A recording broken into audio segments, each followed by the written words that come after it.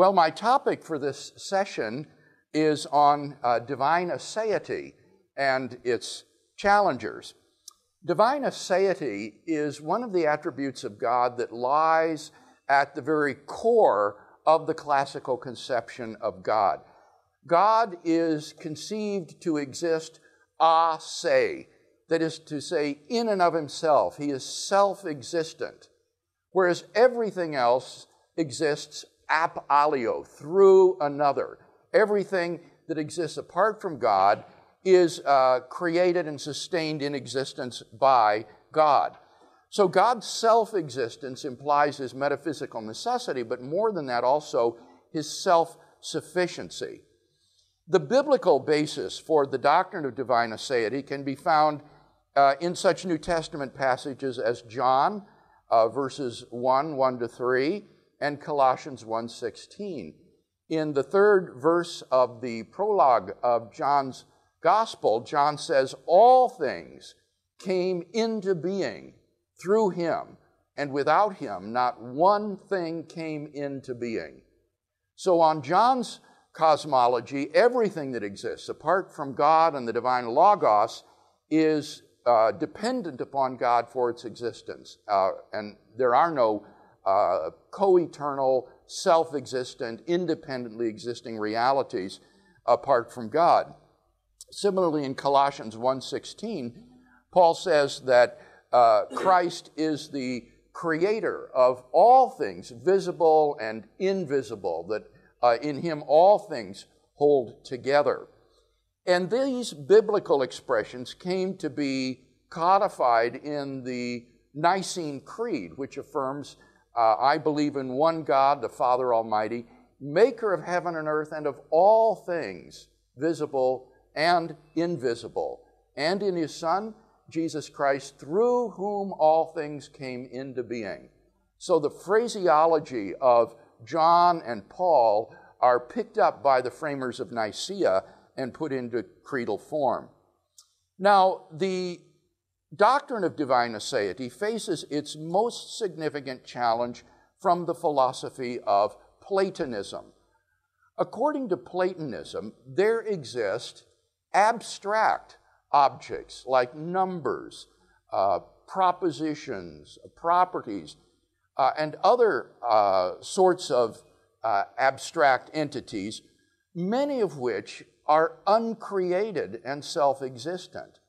So that if Platonism is true, it is not true that God alone exists a se, nor that he is the creator of everything that exists apart from him. Rather, God is just one being among many.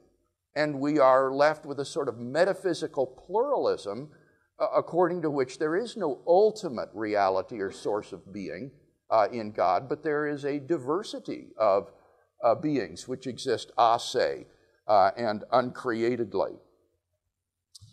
Now, it seems to me, therefore, that the classical theist must be an anti-Platonist, that an orthodox theist cannot embrace Platonism about abstract objects.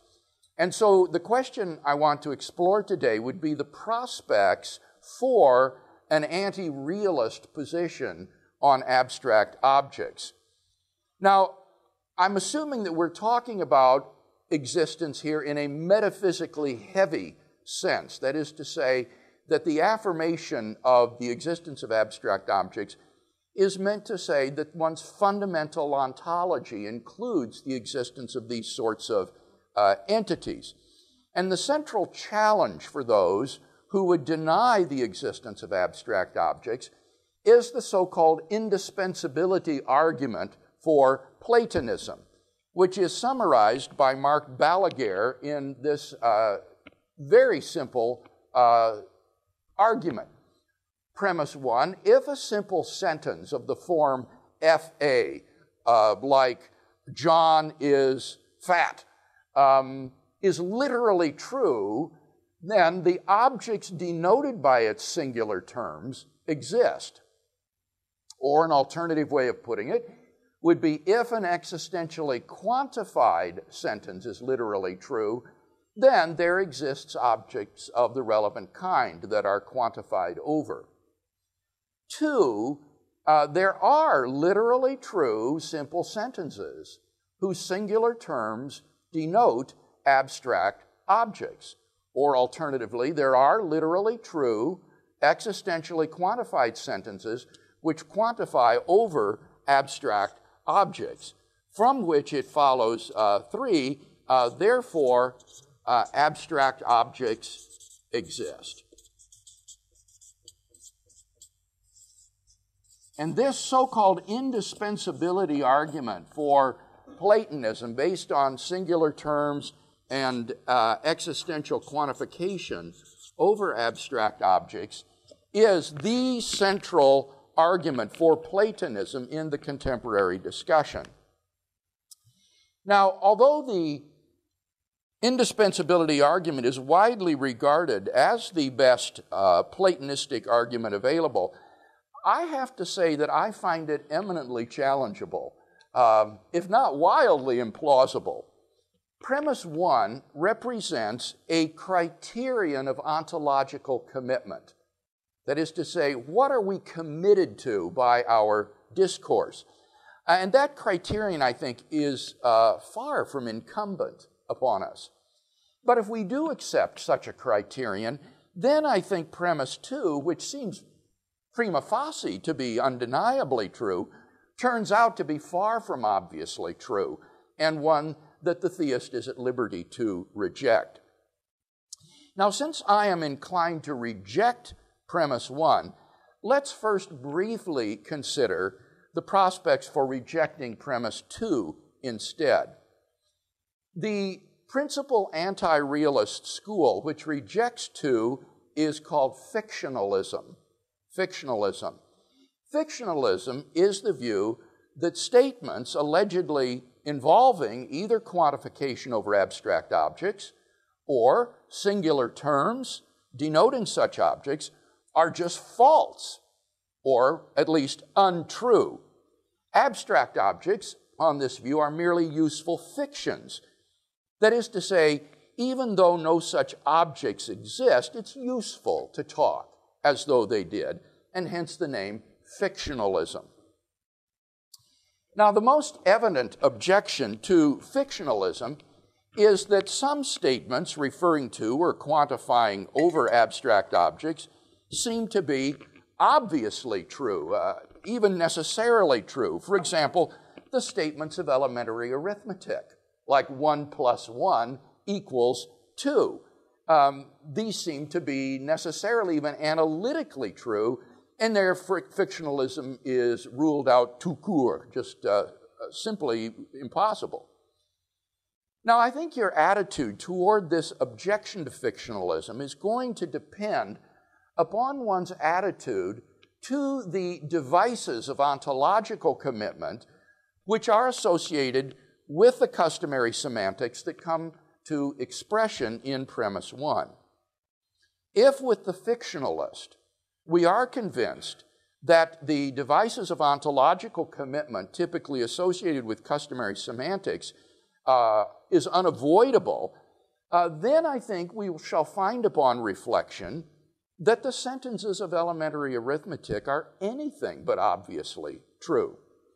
For we'll come to see that statements which we have unhesitatingly accepted since childhood as true are in fact radical ontological assertions about the existence of mind-independent abstract objects, which are not at all obviously true. 2 + 2 = 4, for example, is in effect the assertion that there is an abstract object which is the denotation of the term 2 + 2, and an abstract object which is the denotation of 4, and that these are the same object. Such recondite metaphysical claims are not at all obviously true, I think.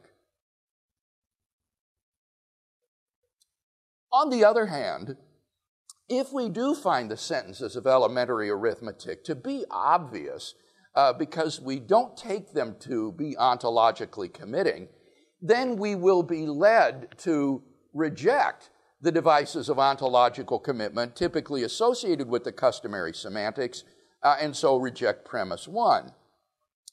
After all, the sentences of elementary arithmetic are much more obviously true than the devices of ontological commitment associated with the customary semantics. And so they should be more tenaciously held and less quickly surrendered than the customary semantical devices for ontological commitment. Now, this is not an objection that fictionalists could press, because fictionalists share with Platonists the common commitment to premise 1 and the devices of ontological commitment that it embodies. But this is an objection that other anti-realists who are not fictionalists might well press against Platonism. Now, although much more deserves to be said about fictionalism, in the interests of time, let me press on to consider the prospects then for challenging one instead. Despite my considerable sympathies for a fictionalist perspective on the abstract objects of set theory and scientific idealization, I think that anti-realists should challenge vigorously the devices for ontological commitment that come to expression in premise 1. So let's talk about that. I must confess that when I first began to read the literature on the indispensability argument, I was astonished to find that so many philosophers should take us to be ontologically committed in a metaphysically heavy sense to the values of variables bound by the existential quantifier of first-order logic, that is to say, this parenthetical expression of devices of ontological commitment. So, according to these philosophers, if we say there is some x such that x is f, for example, then we're committed to the existence, in a metaphysically heavy sense, of x. And I found that odd. It seemed to me that we're free to quantify over whatever we wish, independent of whether those things actually exist. And so I found myself sympathetic with the proponents of so-called neutral logic, like Jody Azuni of Tufts University.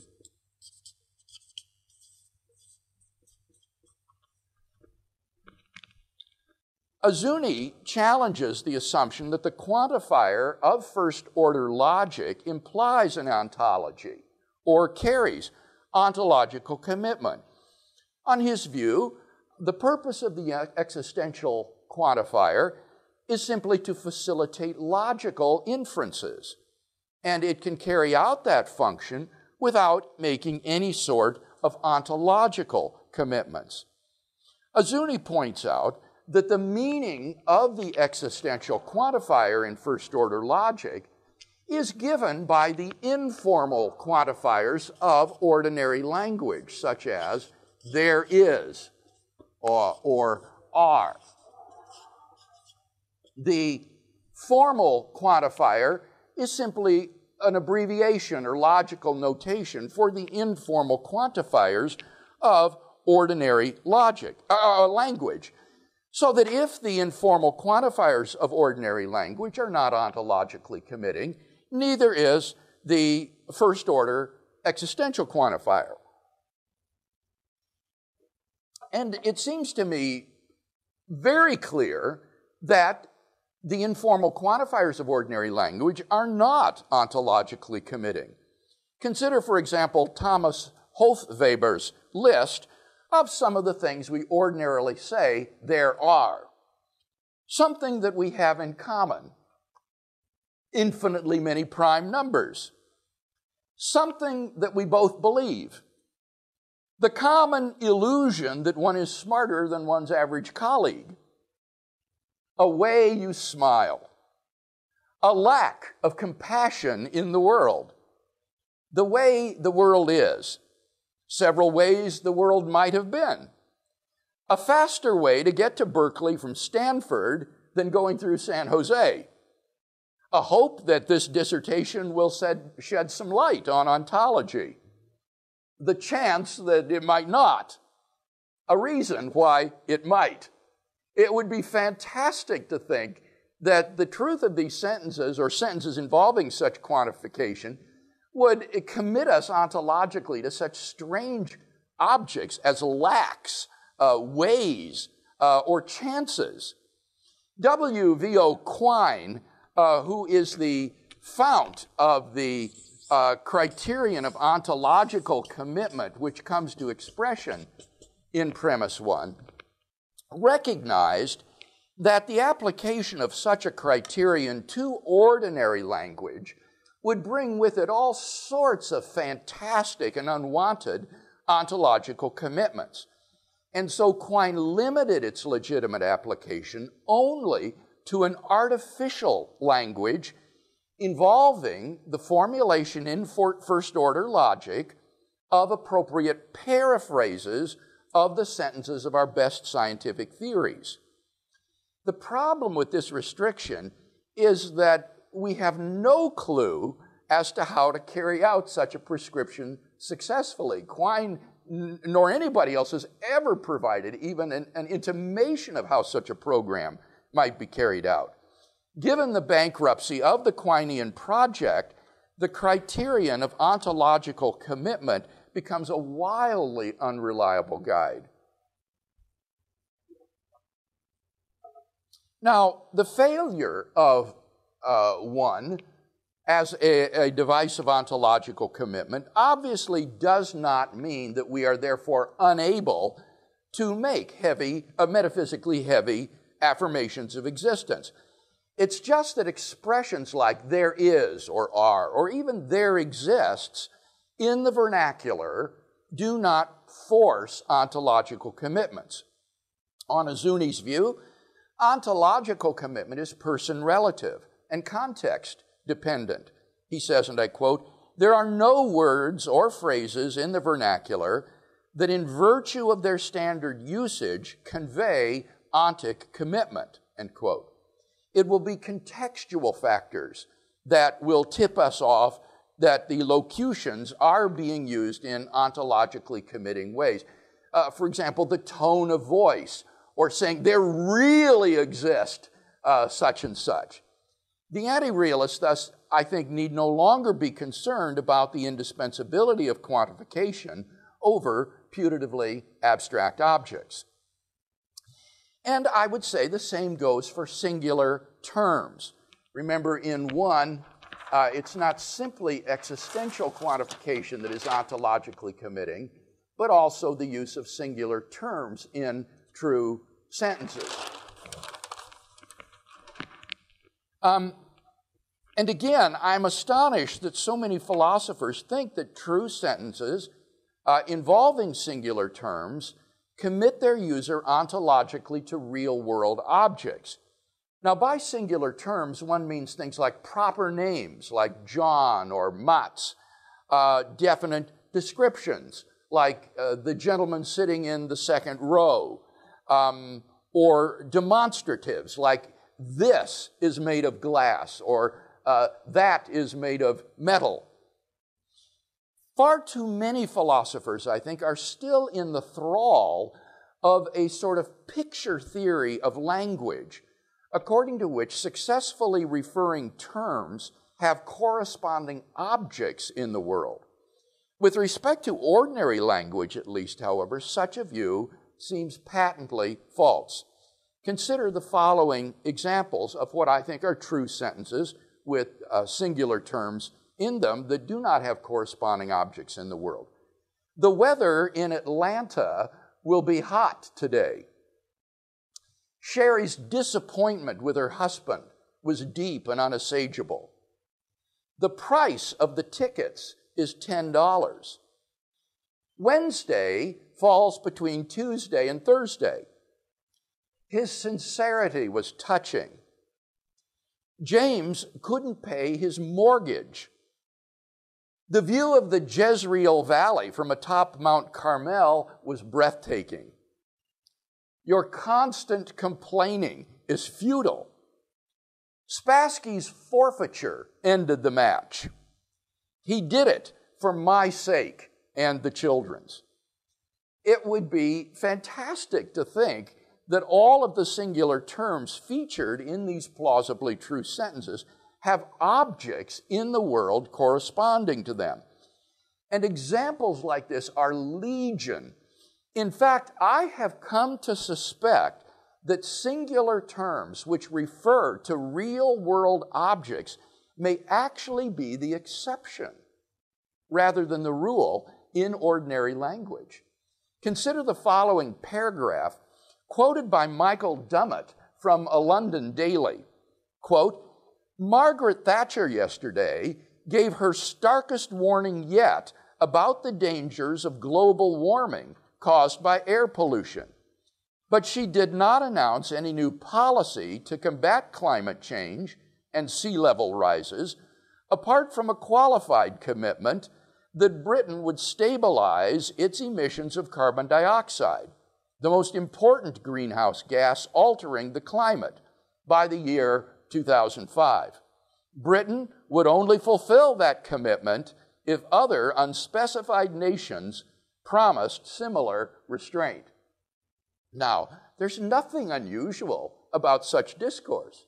But as Dummett observes, save for Margaret Thatcher, air, and sea, there is not a noun or noun phrase in this paragraph incontrovertibly standing for or applying to a concrete object.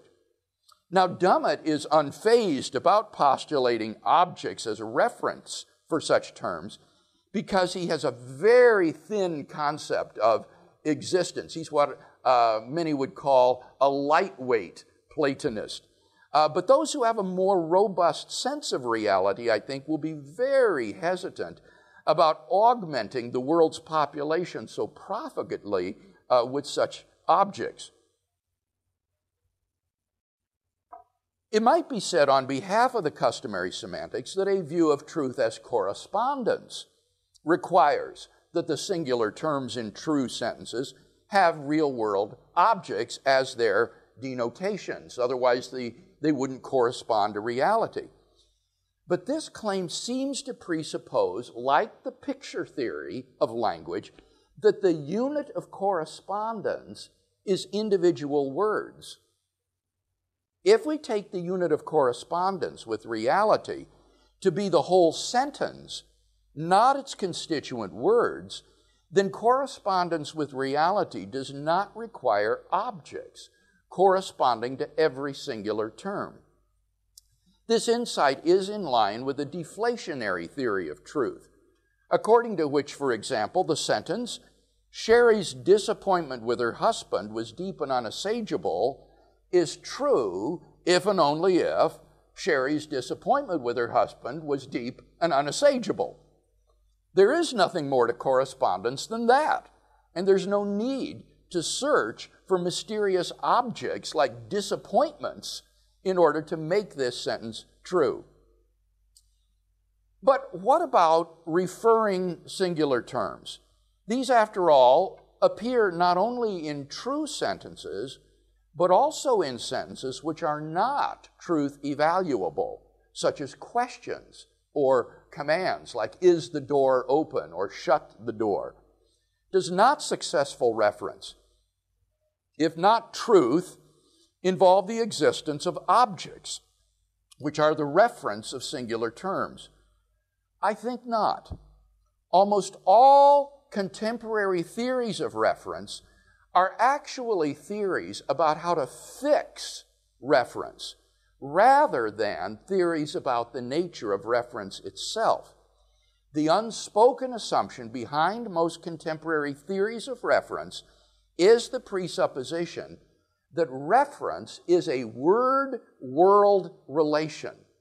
Reference is a word-world relation, so that terms which refer must have real-world objects as their denotations. I am convinced that this assumption is fundamentally mistaken. It is an experiential datum that referring is a speech act carried out by an intentional agent. Words in and of themselves engage in no such activity. Lifeless and inert, words are just ink marks on paper or sounds heard by a percipient. Absent an agent, shapes or noises do not refer to anything at all. If, for example, an earthquake were to send several pebbles rolling down a hillside, which randomly came to rest in the configuration, John loves Susie, the words wouldn't refer to anybody. An interpreting agent uses his words as a means of referring to something. Referring is thus an intentional activity of persons, and words are mere instruments.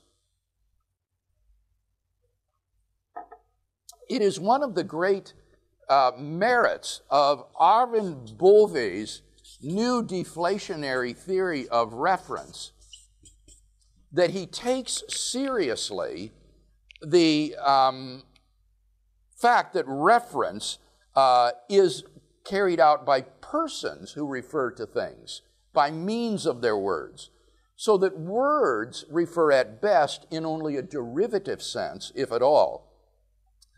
Bove's theory features a central schema for reference formulated in terms of the referring activity of agents. And this is his schema R, which goes like this. A refers to B if and only if A says something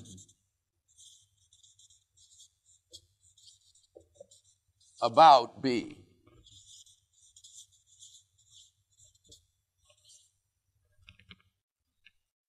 A refers to B if and only if A says something about B, where A always stands for a speaker. This account is deflationary because it doesn't attempt to tell us anything about the nature of reference itself. It leaves it entirely open whether reference is a relation, as Meinong and Frege assumed, or whether it is an intentional property of a mind, as held by Brentano and Husserl. Taking reference to be a relation between a speaker and some object would make R ontologically committed to either existing or non-existing objects. But Bove's theory is ontologically neutral with respect to the question of whether there must be objects corresponding to the singular terms we use successfully to refer. On his account, if I assert 1 plus 1 equals 2, then I have said something about 2. It follows from R that I have thus referred to 2. But it doesn't follow that there is some object, existent or non-existent, as the number 2. One has the option of avoiding the inference to there is something to which I have referred by restricting existential generalization, as the free logicians do, or you could grant the inference but render it harmless by holding with neutral logicians that there is or are is not ontologically committing. And thus Bove recognizes the neutrality of his theory for the debate between Platonists and anti-Platonists. So, what does it mean to say that A says something about B, as stipulated on the right-hand side of the biconditional R? Well, Bove offers the schema A for his account of what it is to be about something. And it goes like this. That S T is about T. That ST is about T, where S,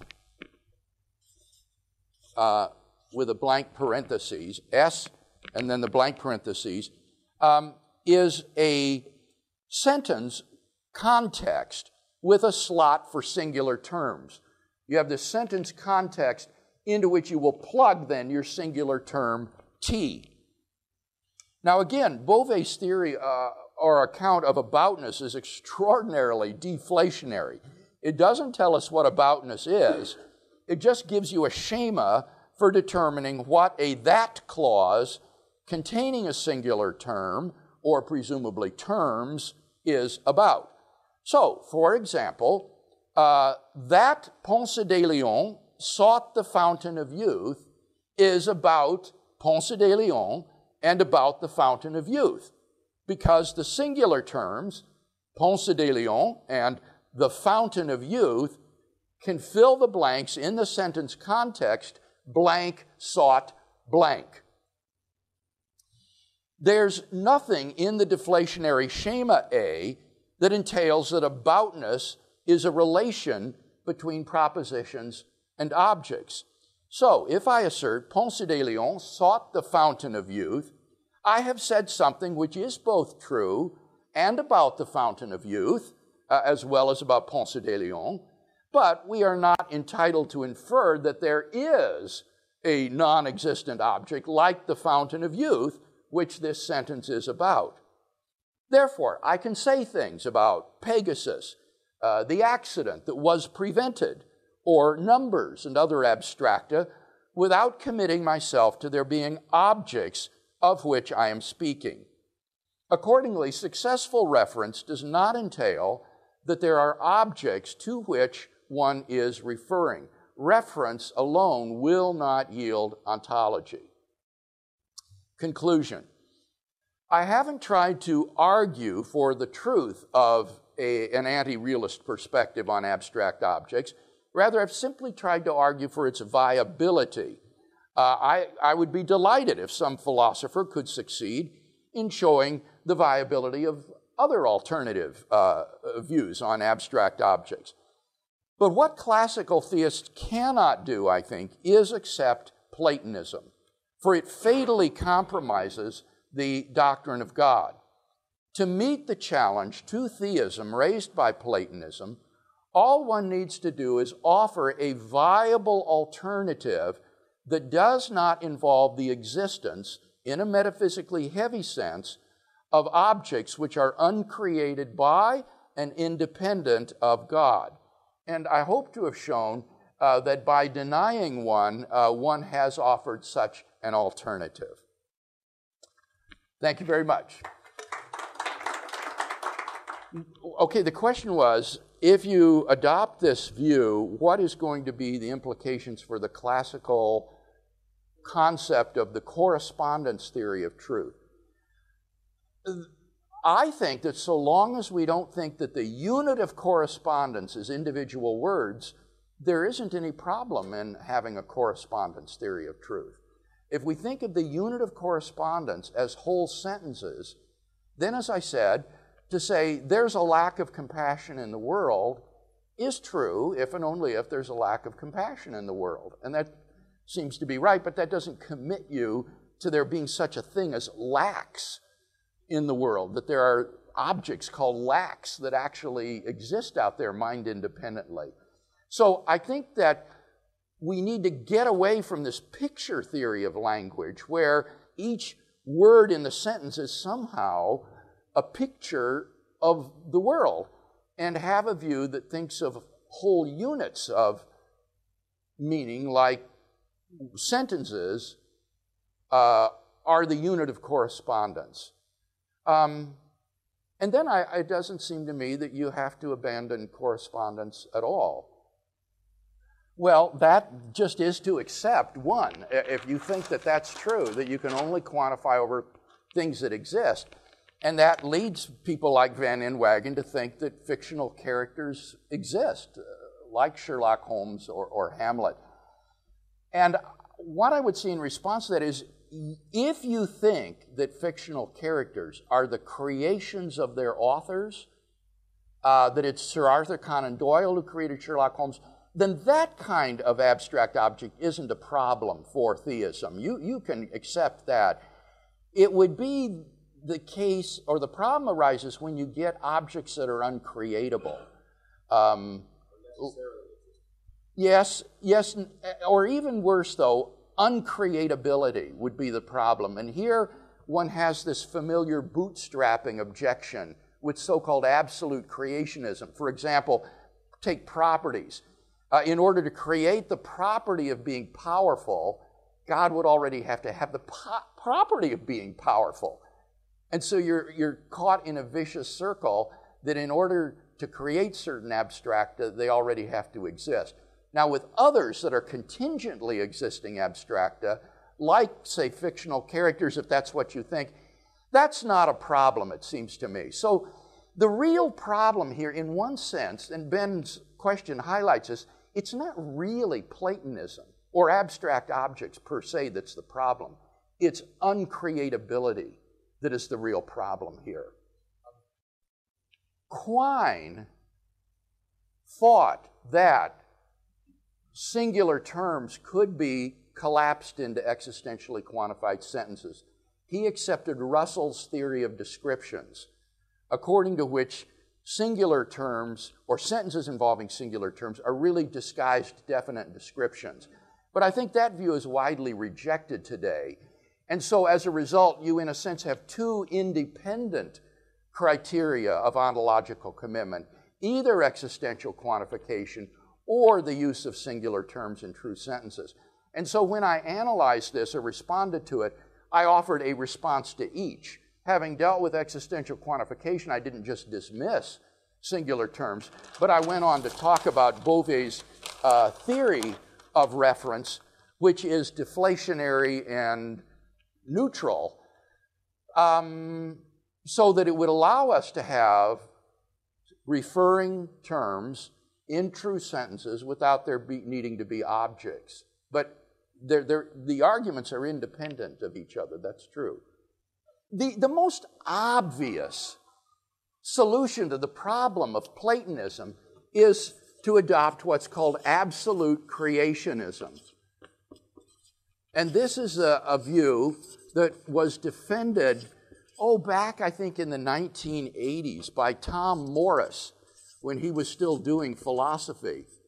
Look at his book, for example, Anselmian Exploration. And absolute creationism would say that abstract objects exist, but God created them, even if He's created them from eternity, so that they didn't begin to exist, they are still ontologically dependent upon God. The problem with absolute creationism, it seems to me, Mats, despite its initial attraction, is that it faces this so-called bootstrapping problem or vicious circle objection. And that is most clear with respect to properties, as I said.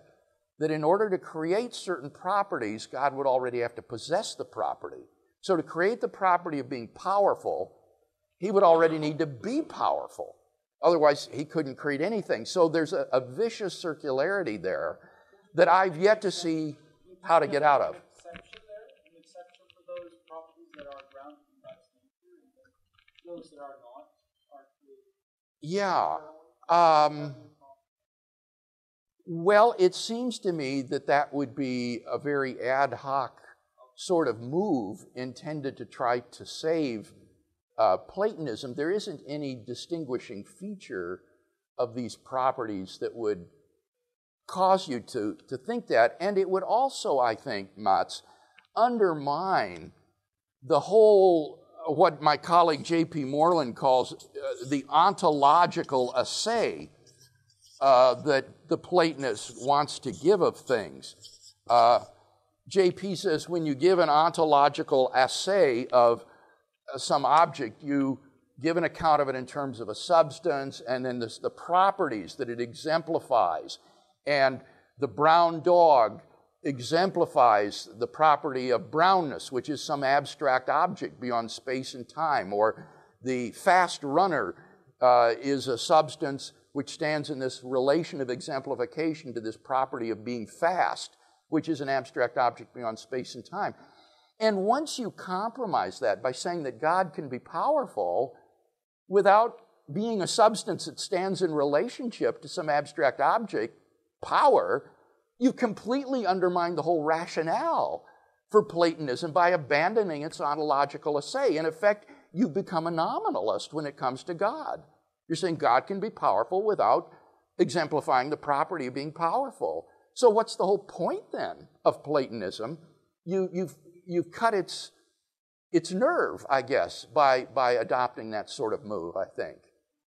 Creationism. Now, the classical Christian view from Augustine through Occam has not been Platonism. It's been what one might call conceptualism. That is to say, the Platonic realm of ideas are God's ideas. They are located in the Logos, the mind of God, and therefore they have no sort of independent reality independent of God. They are, in effect, just thoughts in God's mind. And I am very open to someone offering a kind of conceptualist account of abstract objects. And I thought when I began this research that this is the route I would go. I thought I'll defend conceptualism. But what happened to me was, as I began to explore contemporary nominalism, I thought, I don't see even any reason to go this far. Neutralism and fictionalism struck me as very plausible and attractive options, so that conceptualism became a kind of fallback position for me.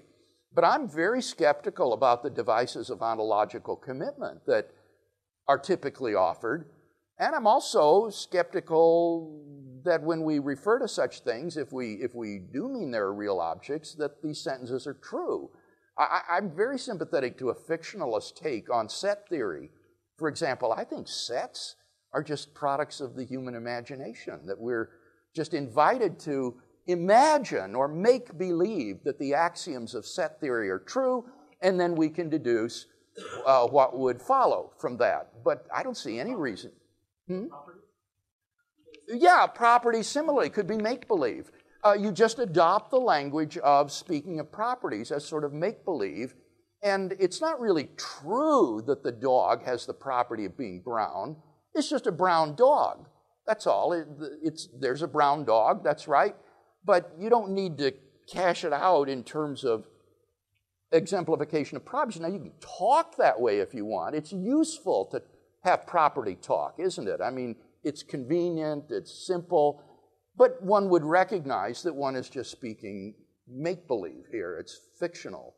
So that's why I haven't gone the conceptualist route. I haven't felt pushed to it yet.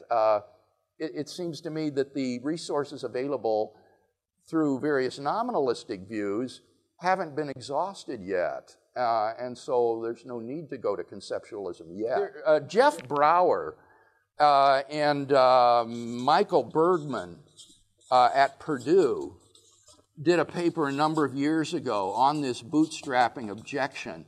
And they did apply it not just to properties, but also to propositions. And that might be relevant to omniscience. For example, in order for God to believe some proposition to be true, it would already have to be true. It's not true because he believes it. He believes it because it's true. So it might be that you couldn't say propositions are simply the product of God's omniscience, because there would already need to be truths in order for God to know them. And I suspect there's probably a bootstrapping or vicious circularity with regard to propositions too. Similarly, with regard to numbers, you could say, in order to create numbers, there would already have to be at least one God. And so one is the number of gods there are prior to God's creating numbers. I suspect this vicious circularity is going to crop up in lots of different absolute creationist views of these objects. Right. Okay, the question is concerning anti-Platonism and belief that logically prior to his decree to create a world, God is confronted with true counterfactuals of creaturely freedom. I don't think, Ben, that there's really anything unique here about counterfactuals creaturely freedom that raise a problem, because they're also necessary truths that are known by God independently of his will. But I think what one needs to do is to have some kind of account of truth that will enable you to get rid of propositions. And here, I am very sympathetic to deflationary views of truth. I sort of alluded to it in this paper, or what used to be called the redundancy theory of truth, namely that the truth predicate is not a significant property that is ascribed to sentences. It's merely a device of semantic assent,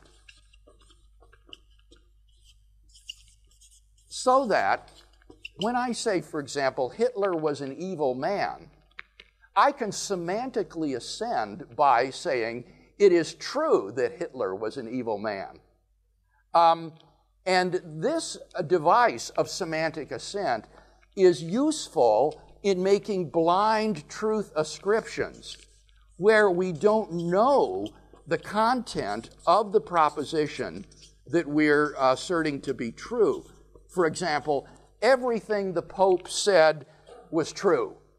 I may not be able to give the content of it, so the device of semantic assent is very useful in making these blind truth ascriptions.